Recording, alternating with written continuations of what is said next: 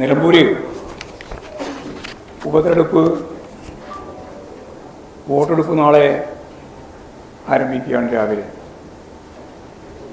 ഇന്നലെയായിരുന്നു പ്രചരണ പ്രവർത്തനങ്ങളുടെ സമാപനം കുറിച്ചുകൊണ്ടുള്ള കൊട്ടിക്കലാശം നടന്നത്. വലിയ ആവേശ തിമിർപ്പാണ് സഖാവ് എം സ്വരാജ് സ്ഥാനാർത്ഥിയായിട്ട് വന്ന നിമിഷം മുതൽ പൊതുവെ കേരളത്തിലും പ്രത്യേകിച്ച് നിലമ്പൂർ നിയോജകമണ്ഡലത്തിലാകുകയും ദൃശ്യമായത്. ആ പ്രഖ്യാപനം മുതൽ ഇന്നലത്തെ പ്രചരണ സമാപനം വരെയുള്ള എല്ലാ ഘട്ടങ്ങളും ഇടതുപക്ഷ ജനാധിപത്യ മുന്നണി സ്ഥാനാർത്ഥി സഖാവ് എം സ്വരാജ് മണ്ഡലത്തിലുടനീളം വലിയ രീതിയിലുള്ള മുൻകൈ നേടിക്കഴിഞ്ഞിട്ടുണ്ട് എന്ന് തന്നെയാണ് അവിടെ കാണാൻ കഴിഞ്ഞ ചിത്രം. വ്യക്തമായ രാഷ്ട്രീയ കാഴ്ചപ്പാടോടുകൂടിയാണ് ഇടതുപക്ഷ ജനാധിപത്യ മുന്നണി അവിടെ മത്സരിച്ചത്. UDF യഥാർത്ഥത്തിൽ നിരായുധരായ ഒരു സൈന്യത്തിൻ്റെ അവസ്ഥയായിരുന്നു അവിടെ കാഴ്ചവെച്ചത്. ഒരു രാഷ്ട്രീയ മുദ്രാവാക്യവും ജനങ്ങളുമായിട്ട് ബന്ധപ്പെട്ട ഒരു പ്രശ്നവും അവർക്ക് ഈ തെരഞ്ഞെടുപ്പ് ഘട്ടത്തിൽ മുന്നോട്ടേക്ക് വെക്കാൻ സാധിച്ചിട്ടില്ല. ഞങ്ങൾ രണ്ട് പ്രധാനപ്പെട്ട കാര്യങ്ങളാണ് ഊന്നിയത്. ഒന്ന്, വർഗീയതയ്ക്കെതിരായ അതിശക്തിയായിട്ടുള്ള ചെറുത്തുനിൽപ്പ്. അത് ഭൂരിപക്ഷ വർഗീയതയും ന്യൂനപക്ഷ വർഗീയതയും, രണ്ട് വർഗീയ ശക്തികളും അവിടെ കൃത്യമായ അജണ്ട വെച്ച് പ്രവർത്തിക്കുകയായിരുന്നു. ന്യൂനപക്ഷ വർഗീയതയുടെ ഏറ്റവും പ്രധാനപ്പെട്ട വിഭാഗം ജമാഅത്തെ ഇസ്ലാമിയാണ്. ആ ജമാഅത്തെ ഇസ്ലാമിയെ വെള്ളപൂശി അവർ പഴയ മുദ്രാവാക്യങ്ങളെല്ലാം ഉപേക്ഷിച്ചിരിക്കുന്നു. അതുകൊണ്ട് ഞങ്ങൾ ജമാഅത്തെ ഇസ്ലാമിയുമായി സഹകരിക്കാൻ, അസോസിയേറ്റ് സംവിധാനത്തിൻ്റെ ഭാഗമായിട്ട് മുന്നോട്ടേക്ക് പോകാൻ തയ്യാറായിരിക്കുന്നു എന്നാണ് അവരിവിടെ വ്യക്തമാക്കിയിട്ടുള്ളത്.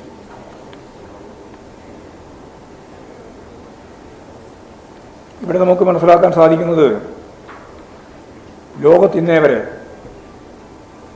ജമാഅത്തെ ഇസ്ലാമി എന്ന് പറയുന്ന തീവ്ര ലോകം മുഴുവൻ ഇസ്ലാമിക് രാഷ്ട്രമാവണം എന്ന ധാരണ രൂപപ്പെടുത്താൻ ശ്രമിച്ചുകൊണ്ടിരിക്കുന്ന ആ പ്രസ്ഥാനത്തെ ചില രാജ്യങ്ങളിൽ നിരോധിക്കപ്പെട്ടതാണ്, ചില രാജ്യങ്ങളിൽ പ്രവർത്തിക്കുക. ആ പ്രസ്ഥാനത്തെ ഒരു ജനാധിപത്യ രാഷ്ട്രീയ പ്രസ്ഥാനം ആദ്യമായിട്ട് അസോസിയേറ്റായി ചേർത്ത് തെരഞ്ഞെടുപ്പ് മുന്നണിയുടെ ഭാഗമാക്കുന്നത് ഈ കേരളത്തിലെ ലീഗും അതുപോലെ കോൺഗ്രസുമാണ്. ഒന്നുകൂടി പറഞ്ഞാൽ ലീഗും കോൺഗ്രസും ഉൾക്കൊള്ളുന്ന UDF ആണ്. ഇത് ദൂരവ്യാപകമായ ഫലമുളവാക്കുന്ന ഒന്നായിരിക്കും എന്ന് നിങ്ങൾ ചൂണ്ടിക്കാണിച്ചു. അങ്ങനെ പറയാനുള്ള ഒരു പ്രധാനപ്പെട്ട കാരണം, ഭൂരിപക്ഷ വർഗീയത RSS ഉൾപ്പെടെ സംഘപരിവാർ വിഭാഗം അതിശക്തിയായി പ്രവർത്തിക്കുന്ന ഒരു നാടാണ് ഇന്ത്യ. ഇന്ത്യയിലെ RSS, അതോടൊപ്പം ചേർന്ന് നിൽക്കുന്ന സംഘപരിവാർ വിഭാഗങ്ങൾ, അതിൻ്റെ രാഷ്ട്രീയ പ്രസ്ഥാനമായ BJP മതധ്രുവീകരണത്തിൻ്റെ ഭാഗമായിട്ട് ഹിന്ദുത്വ അജണ്ട നടപ്പിലാക്കാൻ ശ്രമിക്കുമ്പോൾ അതിൻ്റെ കൗണ്ടർ പാർട്ട് എന്ന നിലയിൽ ന്യൂനപക്ഷ വർഗീയതയുടെ ഭാഗമായിട്ടുള്ള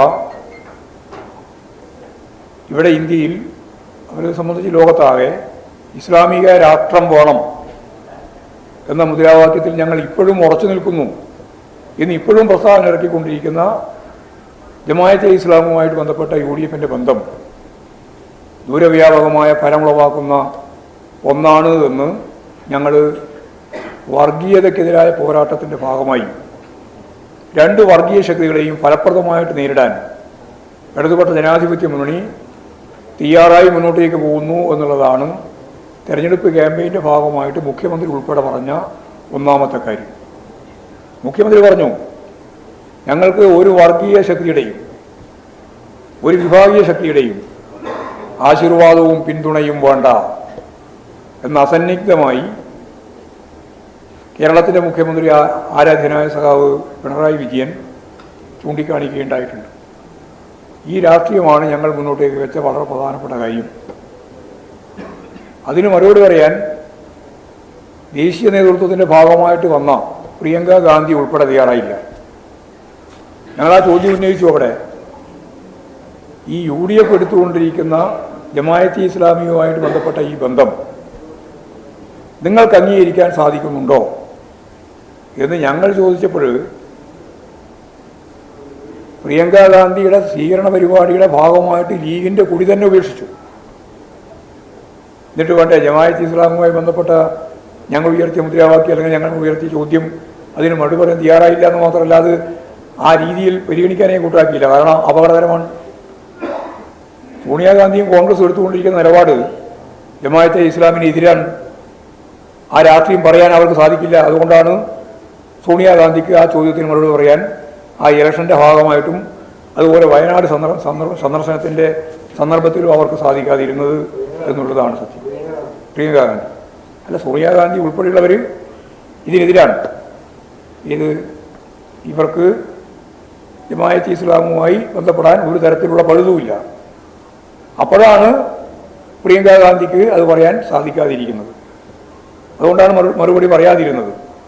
ആവർത്തിച്ച് ചോദിച്ചിട്ടും പത്രക്കാർ ചോദിച്ചിട്ടും അവരോട് ഈ കാര്യം പറയാൻ അവർക്ക് സാധിച്ചില്ല എന്നുള്ളതാണ് ഏറ്റവും പ്രധാനപ്പെട്ട കാര്യം. വർഗീയതയെ അതിനിശ്ചിതമായിട്ട് എതിർത്തുകൊണ്ടാണ് നിലമ്പൂർ നിയോജകമണ്ഡലത്തിലെ ഉപതെരഞ്ഞെടുപ്പിൻ്റെ ഭാഗമായിട്ട് ആദ്യാവസാനം വരെ ഞങ്ങളെല്ലാവരും നിലപാട് സ്വീകരിച്ച് മുമ്പോട്ടേക്ക് പോയത്. രണ്ടാമത്തെ കാര്യം കേരളത്തിൻ്റെ വികസനവുമായിട്ട് ബന്ധപ്പെട്ട പ്രശ്നം. അത് രണ്ടാമതായി ഞങ്ങൾ ഉയർത്തിയ ഏറ്റവും പ്രധാനപ്പെട്ട കാര്യമാണ്. കേരളം ഇന്ത്യക്ക് മാത്രമല്ല ലോകത്തിന് തന്നെ മാതൃകയാവുന്ന രീതിയിൽ അർദ്ധവികസിത രാജ്യങ്ങളിലെ ജനങ്ങളുടെ ജീവിത നിലവാരത്തിലേക്ക് കേരളത്തിലെ ജനങ്ങളുടെ ജീവിത നിലവാരം ഉയർത്തുക എന്ന നവ കേരളം എന്ന കാഴ്ചപ്പാട് അതാണ് ഞങ്ങളവിടെ അവതരിപ്പിച്ചത്. അതിൻ്റെ ഭാഗമായി കേരളത്തിലുള്ള ഏറ്റവും പ്രധാനപ്പെട്ട സവിശേഷതകൾ ഓരോന്നോരോന്നായിട്ട് എണ്ണി പറഞ്ഞു. വികസനം തന്നെയാണ് കാര്യമായിട്ട് പറഞ്ഞത്. വികസനം എന്ന പദം പോലും UDFകാർക്ക് അവിടെ ഉപയോഗിക്കാനേ പറ്റിയിട്ടില്ല. കാരണം വികസനം പറയാൻ തുടങ്ങിയാൽ 1957 മുതൽ ഇങ്ങോട്ടുള്ള ഇടതുപക്ഷ രാഷ്ട്രീയത്തിൻ്റെ ഭാഗമായിട്ട് വന്ന രാഷ്ട്രീയം വികസനപരമായ മാറ്റം കൃത്യമായി ചൂണ്ടിക്കാണിച്ചു പോകുമെന്നുള്ളതുകൊണ്ട് അവരതിനെ ആ അജണ്ടയിലേക്ക് കടന്നില്ല. അതുകൊണ്ടാണ് ഞാൻ പറഞ്ഞത്, അവർക്ക് ഗവൺമെൻറ്റിനെതിരായിട്ടോ അതുപോലെ തന്നെ ഇടതുപക്ഷ ജനാധിപത്യ മുന്നണിക്കെതിരായിട്ടോ രാഷ്ട്രീയ ആയുധമുണ്ടായിരുന്നില്ല എന്ന് പറയാൻ കാരണം അതുകൊണ്ടാണ്. കേരളത്തിലെ അടിസ്ഥാനപരമായ മാറ്റങ്ങൾ വിദ്യാഭ്യാസ മേഖല, ആരോഗ്യ മേഖല, തൊഴിൽ നൽകുന്നതിന് വേണ്ടിയുള്ള പുതിയ KDISCിൻ്റെ ഉൾപ്പെടെയുള്ള വിജ്ഞാന കേരളത്തിൻ്റെ ഭാഗമായിട്ടുള്ള പദ്ധതി, അതേപോലെ തന്നെ ഏറ്റവും ശ്രദ്ധേയമായ രീതിയിൽ നടപ്പിലാക്കിയിട്ടുള്ള ലൈഫ് പദ്ധതി, അതിദാരിദ്ര്യം അവസാനിക്കുന്ന ഇന്ത്യയിലെ ആദ്യത്തെ സംസ്ഥാനമായിട്ട് കേരളം മാറുന്ന പ്രശ്നം ഉൾപ്പെടെ എല്ലാ കാര്യങ്ങളും, വികസനത്തിൻ്റെ ഭാഗമായിട്ട് നാഷണൽ ഹൈവേ, അതുപോലെ തന്നെ മലയോര ഹൈവേ, തീരദേശ ഹൈവേ, വ്യാവസായിക മേഖലയിൽ വന്ന മാറ്റം, 3,50,000-ഓളം വരുന്ന സംരംഭകർ രജിസ്റ്റർ ചെയ്യപ്പെട്ടതും അതിൻ്റെ പ്രവർത്തനത്തിലൂടെ 7 ലക്ഷത്തിലധികം ആൾക്ക് ജോലി ലഭിച്ചത്, PSC മുഖേന കിട്ടിയ ജോലിയുടെ എണ്ണം ഇന്ത്യയിൽ ഏറ്റവും കൂടുതൽ ജോലി ലഭിച്ചത് അത് പകുതിയിലധികം കേരളത്തിലാണ് എന്ന കാര്യം ഉൾപ്പെടെ എല്ലാ കാര്യങ്ങളും ഞാനതിൻ്റെ ഓരോരോ വിശദീകരണത്തിലേക്ക് കാർഷിക മേഖല, പട്ടയത്തിൻ്റെ പ്രശ്നം ഉൾപ്പെടെ എല്ലാം ജനങ്ങളുമായി ബന്ധപ്പെട്ട മുഴുവൻ വികസന പ്രക്രിയയും, വിഴിഞ്ഞം തുറമുഖത്തിൻ്റെ വളർച്ച, അതിൻ്റെ ഭാഗമായിട്ട് തിരുവനന്തപുരം കൊല്ലം ജില്ലയിലുണ്ടാകാൻ പോകുന്ന മാറ്റം, കോറിഡോറിൻ്റെ ഭാഗമായിട്ട് കൊച്ചിയിൽ നിന്ന് പാലക്കാട് വഴി കോയമ്പത്തൂരിലേക്കുള്ള ഇടനാഴി, വ്യാവസായിക ഇടനാഴി, കോഴിക്കോട് നിന്ന് കണ്ണൂർ വഴി കാസർഗോഡ് വഴി മംഗലാപുരത്തേക്കുള്ള വ്യാവസായിക ഇടനാഴി, ഇതെല്ലാം സംബന്ധിച്ച് കൃത്യമായ നിലപാട് ഞങ്ങൾ വ്യക്തമാക്കിയിട്ടുണ്ട്. മൂലധന നിക്ഷേപത്തിൻ്റെ ഭാഗമായിട്ട് നമുക്കറിയുന്ന പോലെ കിഫ്ബി പദ്ധതിയുമായിട്ട് ബന്ധപ്പെട്ട് 90,000 കോടിയുടെ പശ്ചാത്തല സൗകര്യ വികസനം. വ്യാവസായിക മേഖലയിൽ ഇടപെടാൻ വേണ്ടി ഇപ്പോഴും വളരെ ശക്തിയായിട്ട് സാധിക്കുന്ന ഏതാണ്ട് ഇൻവെസ്റ്റ്മെൻറ്റ് മീറ്റിൻ്റെ ഭാഗമായിട്ടും തുടർന്നും വന്ന 2 ലക്ഷം കോടി ഉറുപ്പികയുടെ നിക്ഷേപിക്കാനുള്ള സന്നദ്ധത. ഇതെല്ലാം ചേർത്തുകൊണ്ട് തൊഴിലില്ലായ്മ ഉൾപ്പെടെയുള്ള പ്രശ്നങ്ങൾക്ക് പരിഹാരം കാണുന്നതിന് വേണ്ടിയുള്ള ഒരു പുതിയ കേരളം, അതാണ് നവകേരളം. ഈ മുദ്രാവാക്യം ഞങ്ങൾ നിലമ്പൂരിൽ വളരെ ശക്തിയായിട്ട് ജനങ്ങളുടെ മുമ്പിൽ അവതരിപ്പിച്ചിട്ടുണ്ട്. UDF ആകെ പറയാനുണ്ടായിരുന്നത് കൈക്കൂലി കൊടുത്തുകൊണ്ടാണ് വോട്ട് ശേഖരിക്കുന്നത് എന്നാണ്.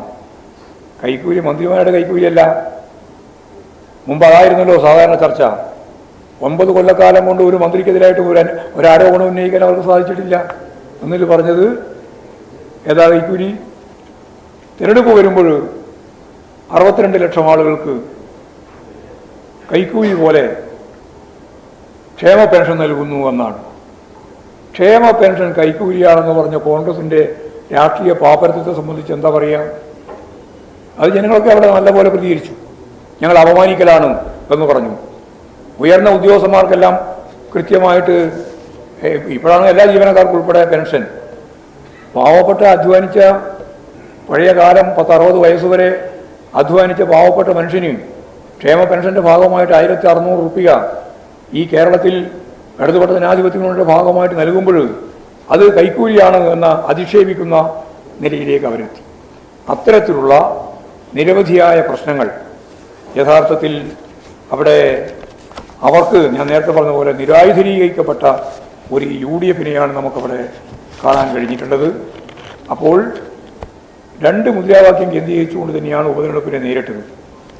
വരാൻ പോകുന്ന കേരളം എന്തായിരിക്കണം, വർത്തമാന കാലഘട്ടത്തിൻ്റെ ഒരു തുടർച്ച, ഒരു 3ാം ഘട്ടത്തിലേക്കുള്ളതിൻ്റെ യാത്ര, ഇതുതന്നെയാണ് അവിടെ ചർച്ച ചെയ്യപ്പെട്ട ഒരു പ്രധാനപ്പെട്ട വിഷയം. അതുപോലെ ഞാൻ നേരത്തെ പറഞ്ഞ വർഗീയതക്കെതിരായിട്ടുള്ള കാര്യവുമാണ്. വർഗീയതക്കെതിരായിട്ടുള്ള കാര്യം പറഞ്ഞു വന്നപ്പോൾ ഇപ്പോഴും വ്യാപകമായ ഒരു പ്രചാരവേല, ഞാനെന്തോ വർഗീയവാദികളുമായിട്ട് കൂട്ടുകൂടാൻ ശ്രമിച്ചിരിക്കുന്നു എന്നുള്ള ഒരു പ്രചാരവേല, കള്ള പ്രചാരവേല നടത്തിക്കൊണ്ടിരിക്കുകയാണ്. ചരിത്രത്തിൻ്റെ ഭാഗമായിട്ട് പഠിക്കണം, കാണാനും തയ്യാറാവണം. അങ്ങനെ അല്ലാതെ വരുമ്പോഴാണ് ഇത്തരത്തിലുള്ള പ്രശ്നങ്ങൾ ഉയർത്താൻ UDF-ന് അനുകൂലമായ ചില നിലപാടുകൾ സ്വീകരിക്കാൻ മാധ്യമങ്ങളിൽ തന്നെ ചിലർ ശ്രമിച്ചിട്ടുള്ളത് എന്ന കാര്യം, പ്രത്യേകിച്ച് മീഡിയ വണ്ണിനെ പോലുള്ള ആളുകൾ ശ്രമിച്ചത് എന്നത് വളരെ വ്യക്തമായ പകൽ വെളിച്ചം പോലെയുള്ള സത്യമാണ്. ഞാൻ സൂചിപ്പിച്ച ഒരു കാര്യം, അടിയന്തരാവസ്ഥ എന്നത് അർദ്ധഫാസിസത്തിൻ്റെ ഭാഗമായിരുന്നു. പാർലമെൻ്ററി ജനാധിപത്യ സംവിധാനം പൂർണ്ണമായിട്ട് ഇല്ലായ്മ ചെയ്തു. നാവടക്കൂ പണിയെടുക്കൂ എന്ന മുദ്രാവാക്യമാണ് നടപ്പിലാക്കിയത്. ജനാധിപത്യ അവകാശങ്ങളൊന്നും ഇല്ലായിരുന്നു. അടിയന്തരാവസ്ഥക്കെതിരായിട്ട് ആരെങ്കിലും മിണ്ടിയാൽ ഇനി മുണ്ടുമോ എന്നുള്ള പ്രതീക്ഷയുണ്ടെങ്കിൽ അവരെല്ലാം 2 രീതിയിൽ വിസ അടിസ്ഥാനപ്പെടുത്തിയും DER അടിസ്ഥാനപ്പെടുത്തിയും കൽത്തുറുങ്കിലടക്കുന്ന കാലമായിരുന്നു അടിയന്തരാവസ്ഥ. ഞങ്ങളെല്ലാം അടിയന്തരാവസ്ഥയുടെ കാലത്ത് ജയിലിൽ കടന്ന അനുഭവമുള്ളവരാണ്. ആ അർദ്ധ ഫാസിസ്റ്റ് രീതിയിലുള്ള ഇന്ദിരാഗാന്ധിയുടെ നേതൃത്വത്തിൽ നടപ്പിലാക്കിയിട്ടുള്ള, കോൺഗ്രസ് നടപ്പിലാക്കിയിട്ടുള്ള ഈ അമിതാധികാര വാഴ്ചക്കെതിരായി രാജ്യം അതിശക്തിയായ പ്രതിഷേധം രൂപപ്പെടുത്തി വളർത്തിയെടുത്തു. ഇതിൻ്റെ ഭാഗമായിട്ടാണ് അന്ന് സദാ VMS പറഞ്ഞതുപോലെ ഇവിടെ തിരുവനന്തപുരത്താണ് ആ മുദ്രാവാക്യം ആദ്യമായിട്ട് ഉയർത്തിയത്. ഞങ്ങൾ ഉയർത്തുന്ന മുദ്രാവാക്യം അടിയന്തരാവസ്ഥ അറബിക്കടലിൽ എന്നതാണ്. ആ അടിയന്തരാവസ്ഥ അറബിക്കടലിൽ എന്ന മുദ്രാവാക്യം വെച്ചുകൊണ്ട് ഇന്ത്യ മുഴുവൻ ഒറ്റക്കെട്ടായി ഈ അമിതാധികാര വാഴ്ചക്കെതിരായി, അർദ്ധ ഫാസിസ്റ്റ് ഭീകര വാഴ്ചക്കെതിരായി അതിശക്തിയായ രാഷ്ട്രീയ മുന്നേറ്റമാണ് പിന്നീട് നമ്മൾ കണ്ടത്. ആ മുന്നേറ്റത്തിൻ്റെ ഭാഗമായിട്ടാണ് നമുക്കെല്ലാം അറിയുന്നത് പോലെ വിവിധ പാർട്ടികൾ ചേർന്ന് ഒരു രാഷ്ട്രീയ പ്രസ്ഥാനം രൂപപ്പെട്ടത്. അങ്ങനെയാണ് ജനതാ പാർട്ടിയുടെ രൂപീകരണം.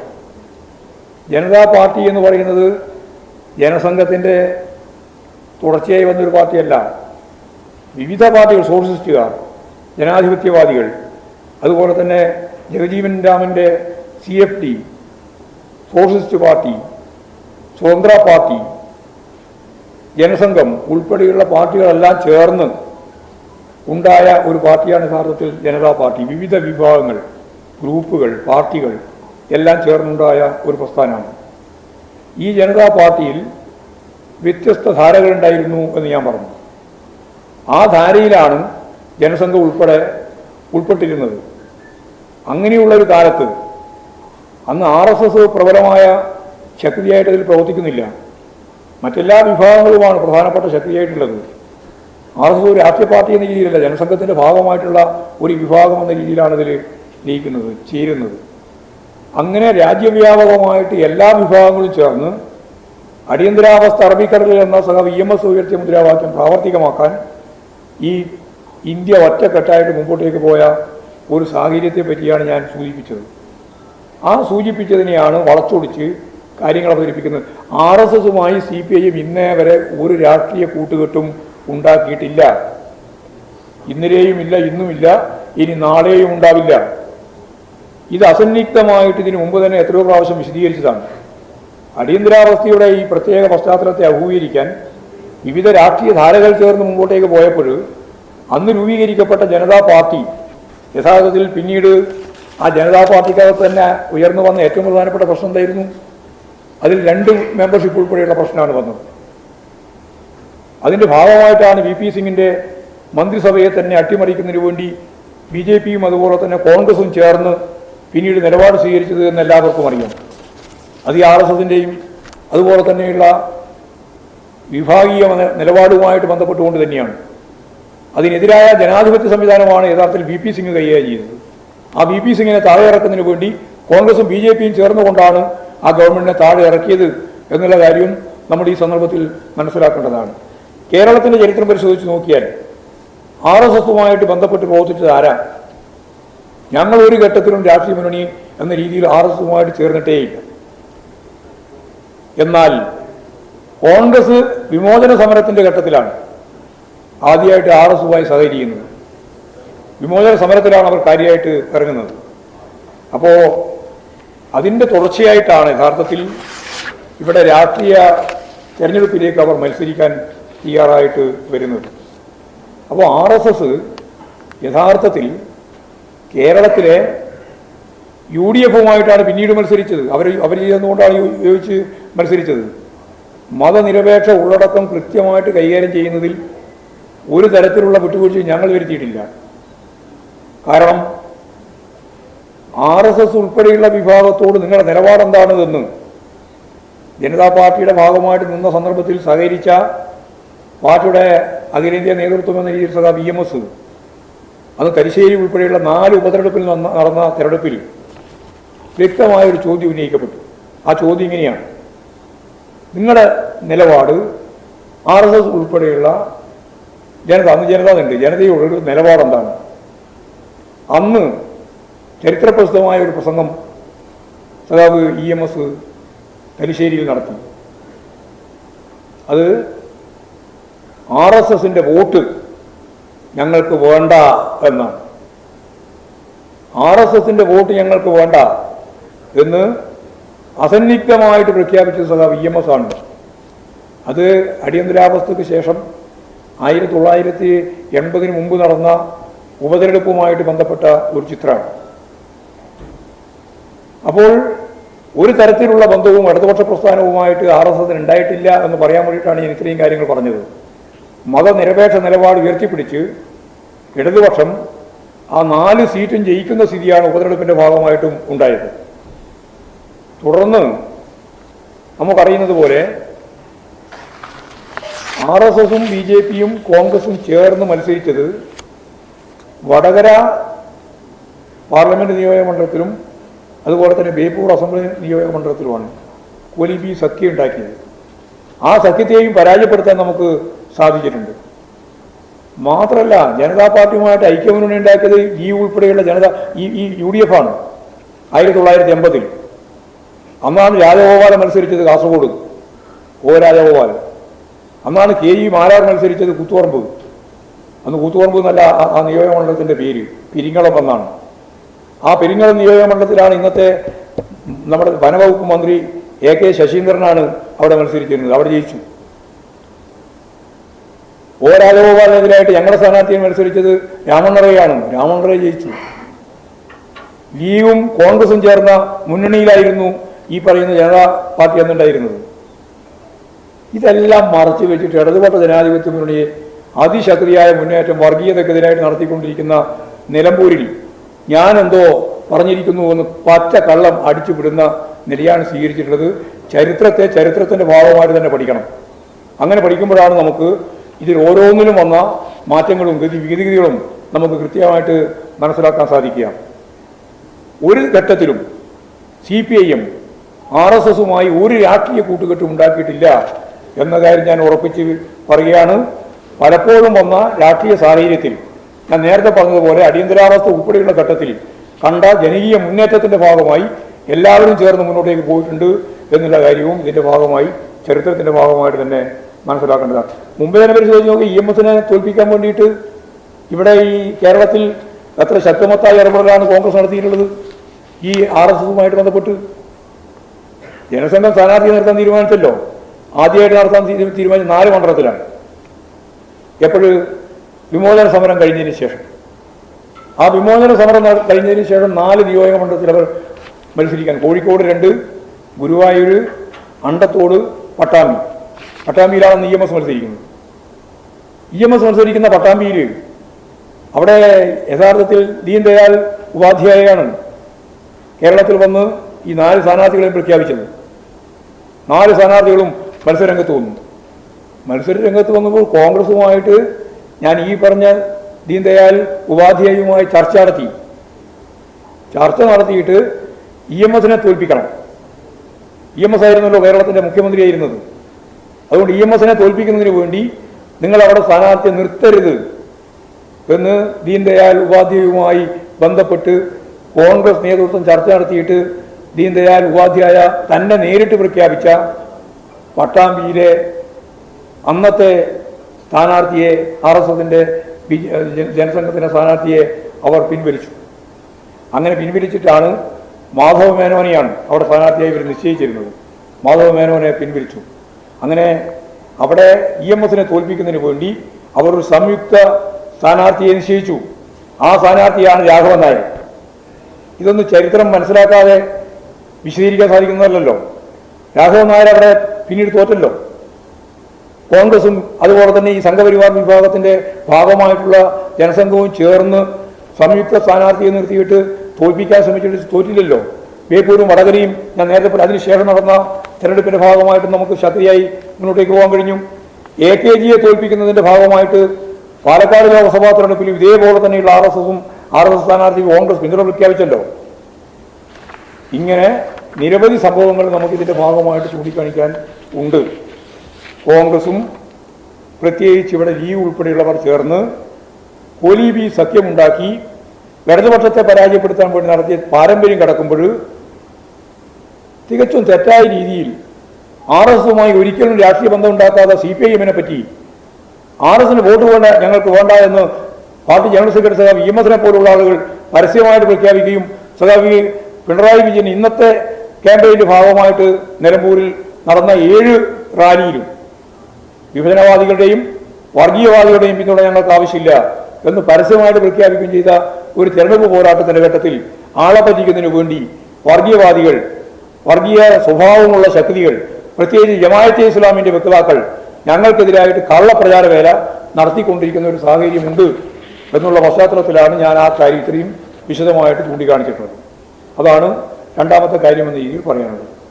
മറ്റൊരു കാര്യം, നമുക്കറിയുന്ന പോലെ രാജ്ഭവൻ ഒരു കാവ്യവൽക്കരണത്തിൻ്റെ കേന്ദ്രമായിട്ട് മാറിക്കൊണ്ടിരിക്കുന്നു എന്നുള്ള കാര്യം വളരെ വിശദമായി കേരളം ചർച്ച ചെയ്യപ്പെടേണ്ടതുണ്ട് എന്നാണ് എൻ്റെ അഭിപ്രായം. അവിടെ ഡോക്ടർ ഹെഗ്ഡേവാറിൻ്റെയും ഗോൾവാൾക്കറിൻ്റെയും ഫോട്ടോ കൂടി ചേർത്തിരിക്കുകയാണ്. ഗാന്ധിൻ്റെ ഫോട്ടോ ഉണ്ട്. ഇനി അവിടെ എപ്പോഴാണ് ഗോഡ്സെയുടെ ഫോട്ടോ വെക്കുന്നത് എന്ന് മാത്രമേ ആലോചിക്കേണ്ടി വരൂ. കാരണം RSSൻ്റെ ഒരു കാഴ്ചപ്പാട് ഗാന്ധിജിയെക്കാളും പ്രധാനപ്പെട്ട ദേശീയ സ്വാതന്ത്ര്യ നായകൻ ഗോഡ്സെയും അതുപോലെ തന്നെ സവർക്കറുമാണ് എന്നൊക്കെയാണ് അവർ പറഞ്ഞുകൊണ്ടിരിക്കുന്നത്. അപ്പോൾ ഇനി അവിടെ ആ ഫോട്ടോ കൂടി വരുമെന്ന് പറയാൻ സാധിക്കും. ഒരു ഭാഗത്ത് കാവ്യവൽക്കരണത്തിന് വേണ്ടിയുള്ള ബോധപൂർവമായ ശ്രമം ആ ഓഫീസുമായിട്ട് ബന്ധപ്പെട്ട് ഭാരതാംബയുടെ പ്രശ്നം RSSൻ്റെ ചിഹ്നവും എല്ലാം മുമ്പ് ചർച്ച ചെയ്തതാണ്. അതേപോലെ തന്നെ അവിടെ ഗുരുമൂർത്തിയുടെ പ്രഭാഷണം, ഇപ്പോഴും ധനകാര്യ വിദഗ്ധൻ്റെ പ്രഭാഷണം എന്ന് പറഞ്ഞിട്ട് നമുക്കിപ്പോൾ അറിയുന്നത് പോലെ ട്രംപിൻ്റെ ഭാഗമായിട്ടുള്ള ചുങ്കം, ആ ചുങ്കത്തെ ന്യായീകരിക്കുന്നതിന് വേണ്ടിയുള്ള ബോധപൂർവമായ പ്രചാരവേല, അതാണ് ഇന്ന് പത്രത്തിൽ കണ്ടത്. ആ ചുങ്കം ചുമത്തിയത് കേരളത്തിൽ ഇന്ത്യക്ക് ഗുണം ചെയ്യുമെന്നാണ് പറയുന്നത്. എന്ന് പറഞ്ഞാൽ എല്ലാം ആഗോളവൽക്കരണ നിലപാടിനും വർഗീയവൽക്കരണത്തിനും വേണ്ടി ഉപയോഗിക്കുന്ന ഒരു കേന്ദ്രമായി ഈ പറയുന്ന രാജ്ഭവൻ മാറുന്നു എന്നത് ഉത്കണ്ഠയുണ്ടാക്കുന്ന, മതനിരപേക്ഷവാദികളെ സംബന്ധിച്ച് ഉത്കണ്ഠയുണ്ടാക്കുന്ന ഒരു കാര്യമാണ്. വളരെ പ്രധാനപ്പെട്ട വേറൊരു കാര്യം, നമുക്കറിയുന്നത് പോലെ യൂണിവേഴ്സിറ്റി യൂണിയനുമായിട്ട് ബന്ധപ്പെട്ട് ഇപ്പോൾ തെരഞ്ഞെടുപ്പിൻ്റെ ഭാഗമായിട്ട് സിൻഡിക്കേറ്റിൽ SFI വൻ ഭൂരിപക്ഷം നേടി ജയിച്ചു എന്നുള്ളത് സത്യം. എന്നാൽ അവിടെ ഗവർണർ അവിടെ സംസാരിച്ച ഒരു കാര്യം ഇന്ന് പുറത്തു വന്നിട്ടുണ്ട്. അതിൽ പറയുന്നത് ഉന്നത വിദ്യാഭ്യാസ കേന്ദ്രങ്ങളിൽ രാഷ്ട്രീയം പാടില്ല എന്നാണ്. രാഷ്ട്രീയ സമൂഹമല്ലേ ഇന്ത്യ? ഇത് സ്വേച്ഛാധിപത്യ ഫാസിസ്റ്റ് രാജ്യമാണോ? ജനാധിപത്യ രാജ്യമല്ലേ? ആ ജനാധിപത്യ രാജ്യത്ത് ഉന്നത വിദ്യാഭ്യാസം കൈകാര്യം ചെയ്യുന്ന മേഖലയിൽ പോലും രാഷ്ട്രീയം പാടില്ല എന്ന് പറഞ്ഞാൽ അരാഷ്ട്രീയവും അരാജകത്വവാദവും സ്വത്വ രാഷ്ട്രീയവും സാമ്രാജ്യത്വ അധിനിവേശത്തിൻ്റെ നിലപാടുകളും വർഗീയ ധ്രുവീകരണത്തിൻ്റെ പ്രശ്നങ്ങളും കൈകാര്യം ചെയ്യാമെന്നല്ലേ പറയുന്നതിനർത്ഥം? പച്ച മലയാളത്തല്ലേ? ഒരു രാഷ്ട്രീയവൽക്കരണം എന്ന് പറയുന്നത് കക്ഷി രാഷ്ട്രീയം വേണമെങ്കിൽ പറയാം. രാഷ്ട്രീയം പഠിപ്പിക്കാൻ പാടില്ല, പഠിക്കാൻ പാടില്ല എന്ന് പറഞ്ഞാൽ നാളെ ഈ രാജ്യത്തിൻ്റെ ഭരണാധികാരികൾ വരേണ്ടുന്ന ഈ തലമുറ എങ്ങനെയാണ് രാഷ്ട്രീയം കൈകാര്യം ചെയ്യുക? എവിടെ നിന്നാണ് രാഷ്ട്രീയം പഠിക്കാനാവുക? അപ്പോൾ തികച്ചും തെറ്റായ നിലപാടാണ് അദ്ദേഹത്തിൻ്റെ ആ പരാമർശത്തിലൂടെ നമുക്ക് മനസ്സിലാക്കാൻ സാധിക്കുന്നത്. രാഷ്ട്രീയത്തെ ഉപേക്ഷിക്കല്ല വേണ്ടത്, ശരിയായ രാഷ്ട്രീയം കൈകാര്യം ചെയ്യാൻ അവരെ പ്രാപ്തമാക്കുകയാണ് വേണ്ടത്. പുതിയ തലമുറയെ ശരിയായി രാഷ്ട്രീയം കൈകാര്യം ചെയ്യാൻ പ്രാപ്തിയുള്ള പുതിയ തലമുറയാക്കി രൂപപ്പെടുത്തുകയാണ് വേണ്ടത് എന്നുള്ളതാണ് അത് സംബന്ധിച്ച് ചൂണ്ടിക്കാണിക്കാനുള്ള കാര്യം. ഇത്രയും കാര്യങ്ങളാണ് പൊതുവായിട്ട് പറയാനുള്ളത്.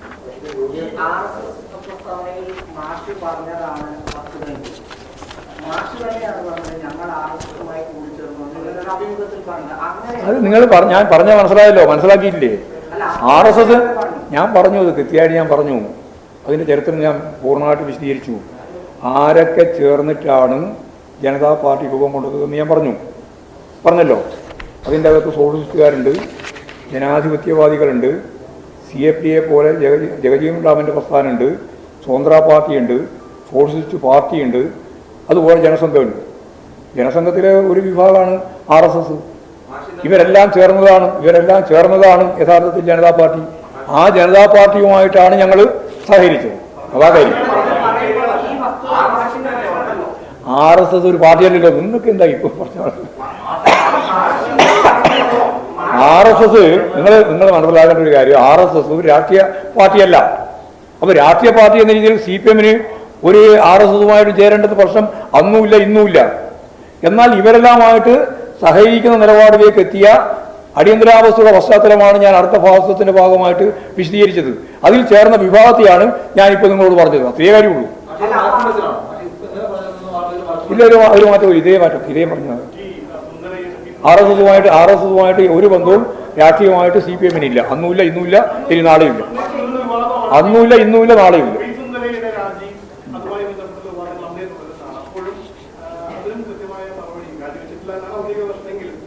അല്ല, പി സുന്ദരയുമായിട്ട് ബന്ധപ്പെട്ട രാഷ്ട്രീയ പ്രശ്നങ്ങളെല്ലാം പിന്നീട് നടന്ന പാർട്ടി കോൺഗ്രസുമായിട്ട് ബന്ധപ്പെട്ട് കൃത്യമായ നിലപാട് സ്വീകരിച്ച് പാർട്ടി മുമ്പോട്ടേക്ക് പോയിട്ടുണ്ട്, സുന്ദരയ്യ ഉൾപ്പെടെ. അത്രയേ ഉള്ളൂ കാര്യം.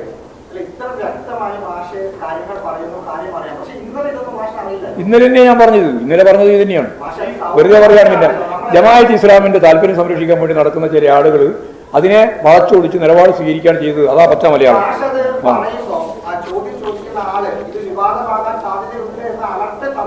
അതെ, ഇത് വിവാദമാവേണ്ട ഒരു കാര്യമില്ല. എന്തിനാണ് വിവാദം? 50 കൊല്ലം മുമ്പ് അടിയന്തരാവസ്ഥ കാലഘട്ടത്തിലുണ്ടായ ഒരു സംഭവം സംബന്ധിച്ചിടത്തോളം ചരിത്രത്തിന്റെ ഭാഗമായിട്ട് ഇപ്പോൾ പറഞ്ഞത് എന്തിനാണ് വിവാദമാകുന്നത്?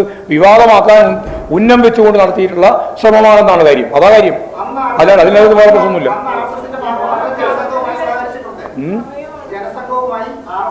ജനസംഘമായിട്ടല്ല സഹകരിച്ചത്. അന്ന് RSS ഉൾപ്പെടെയുള്ള ജനസംഘം ചേർന്ന ജനതാ പാർട്ടിയാണ്. ഞാൻ നേരത്തെ പറഞ്ഞില്ലേ, ഇനി വിശദീകരിക്കണോ? നിരവധി പാർട്ടികൾ, നിരവധി ധാരകൾ എല്ലാം ചേർന്നാണ് ജനതാ പാർട്ടി ഉണ്ടായത്. അതിലൊരു ചെറിയ ന്യൂനപക്ഷം മാത്രമാണ് RSS. അത് നമ്മൾ നല്ലപോലെ മനസ്സിലാക്കണ്ടേ. ചരിത്രത്തിന്റെ ഭാഗമായിട്ടല്ലേ ഇത്? അത് 50 കൊല്ലം മുമ്പുള്ള ചരിത്രം വ്യക്തമാക്കിയതാണ്. അതും ഒരു ചോദ്യം ചോദിച്ചപ്പോൾ ആ ചോദ്യം മറുപടി പറഞ്ഞത് മാത്രമേ ഉള്ളൂ, അത്രയേ ഉള്ളൂ. അല്ല, ഇത് എന്താണ് വിവാദം ആവേണ്ടതെന്നാണ് ഞാൻ ചോദിച്ചത്. അതിൻ്റെ അർത്ഥം അതല്ലേ? 50 കൊല്ലം മുമ്പ് നടന്ന ഒരു സംഭവം സംബന്ധിച്ചിടത്ത് ഇപ്പം വിവാദമാവേണ്ട എന്ത് പ്രശ്നങ്ങൾ? നിങ്ങൾ ജമാഅത്ത് ഇസ്ലാമിക്കെതിരായി നിലമ്പൂർ നിയോജക മണ്ഡലത്തിലും കേരളത്തിലും ഞങ്ങൾ ഉയർത്തിയിട്ടുള്ള രാഷ്ട്രീയ നിലപാടിന് മറുപടി പറയാൻ കഴിയാതെ UDF-നെ സഹായിക്കാൻ ഒരു നിലപാട് സ്വീകരിച്ചു എന്ന് മാത്രമേ പറയാൻ സാധിക്കുള്ളൂ. ജമാഅത്ത് ഇസ്ലാമിന് അനുകൂലമായിട്ട് അത്രയേ ഉള്ളൂ കാര്യം. അതാണ് ഞാൻ നേരത്തെ വിശദീകരിച്ചത്. ഒരു വഴിയും കൊടുത്തില്ല. ഒരു കാര്യവും അതിൻ്റെ അകത്ത് വിവാദം ഉണ്ടാക്കേണ്ട കാര്യമില്ല. ഇപ്പോഴും ഇല്ല, അന്നുമില്ല, ഇനിയും ഉണ്ടാവില്ല. നിരോധിക്കപ്പെട്ടിട്ടുണ്ട്. ഇതൊന്നും ഞാൻ പറഞ്ഞില്ല. നിരോധിച്ചു കൊണ്ടൊരു പ്രസ്ഥാനം ഇല്ലാതാവില്ല. ആ ഒരു നിലപാടും ഞാൻ എടുത്തില്ല. ഉണ്ട്. അല്ല, ഞാനതിനെ അനുകൂലിക്കുന്നുമില്ല, പ്രതികൂലിക്കുന്നുമില്ല. കാരണം നിലപാടെന്താ പറഞ്ഞാൽ ഒരു പാർട്ടിയെയും ഒരു പ്രസ്ഥാനത്തെയും ഒരു ആശയത്തെയും നിരോധിച്ചുകൊണ്ട് അവസാനിപ്പിക്കാൻ സാധിക്കുന്നതല്ല. എത്രയോ പ്രാവശ്യം നിരോധനത്തിന് വിധേയപ്പെട്ട പാർട്ടിയാണ് കമ്മ്യൂണിസ്റ്റ് പാർട്ടി. എന്നിട്ട് കമ്മ്യൂണിസ്റ്റ് പാർട്ടി ഇവിടെ ഇല്ലാതായിട്ടില്ലല്ലോ. അത് തന്നെയാണ് ചരിത്രത്തിന്റെ ഭാഗമായിട്ടുള്ള, അതാ പറഞ്ഞത്, ചരിത്രത്തിന്റെ ഭാഗമായിട്ടുള്ള ഏറ്റവും പ്രധാനപ്പെട്ട കാര്യം അതാണ്.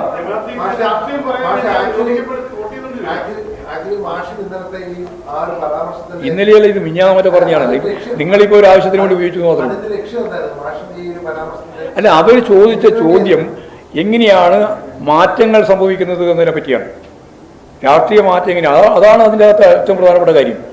അങ്ങനെ എല്ലാം ഒരേ ദിശയിൽ ഇങ്ങനെ നിൽക്കുകയല്ല ചെയ്യുക. രാഷ്ട്രീയം പലതരത്തിൽ മാറുക ചെയ്യുക. മാറ്റത്തിന് വിധാനപ്പെടാതെ ഒന്നും തന്നെയില്ല. അപ്പോൾ എങ്ങനെയൊക്കെയാണ് മാറുന്നത് എന്ന് പറയുന്നതിന് വേണ്ടി ഞാൻ ചൂണ്ടിക്കാണിച്ച ഒരു ഉദാഹരണം മാത്രമേ ഉള്ളൂ. അതിനെ പർവ്വതീകരിക്കാൻ വേണ്ടിയിട്ടുള്ള, തിരിധാരണ ഉണ്ടാക്കാൻ വേണ്ടിയിട്ടുള്ള ശ്രമം നടത്തിയെന്ന് മാത്രമേ അത് കാണേണ്ടിയുള്ളൂ. അതാണ് അത് സംബന്ധിച്ച് പറയാനുള്ളത്. ശരിയാണ്. ഇനി അതിന് പകരമായിട്ട് വേറെ ഉത്തരം പറഞ്ഞു. അല്ല, RSS ഉൾപ്പെടെയുള്ള ജനവിഭാഗങ്ങൾ ഉൾക്കൊള്ളുന്നതായിരുന്നല്ലോ ഞാൻ ഈ പറഞ്ഞ വിഭാഗങ്ങളെല്ലാം.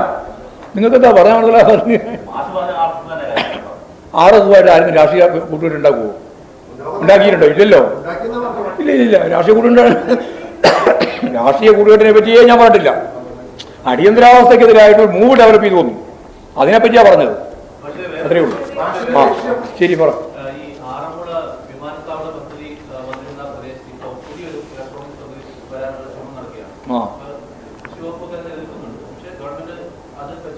അത് ഗവൺമെന്റ് പരിശോധിക്കട്ടെ. അതായത് അത് CPI-യും CPM-ഉം എല്ലാം കൂടി ചേരുന്ന മന്ത്രിസഭ വ്യക്തമായ ഒരു തീരുമാനം എടുക്കട്ടെ. തീരുമാനത്തിന് ശേഷം നമുക്കൊരു നിലപാട് പറയുന്നല്ലേ നല്ലത്. ഇപ്പൊ അതിനു മുമ്പ് പകുതി വന്ന ഒരു കാര്യത്തിന് മറുപടി പറയേണ്ട കാര്യമുണ്ടോ?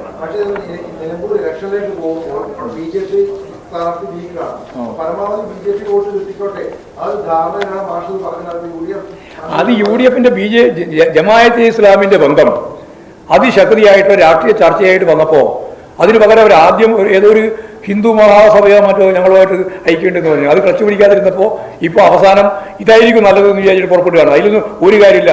നിലമ്പൂരിലെ ജനങ്ങൾക്ക് നന്നായിട്ട് കാര്യം മനസ്സിലായിട്ടുണ്ട്. അവരതിൻ്റെ ഭാഗമായിട്ട് ഈ പറയുന്ന വിഭാഗങ്ങളുമായി ഒരു മഴവിൽ സഖ്യമുണ്ടാക്കിയിട്ടുള്ള UDF-നെ നല്ല രീതിയിൽ പാഠം പഠിപ്പിക്കുക തന്നെ ചെയ്യും. ഒരു സംശയവുമുണ്ട്.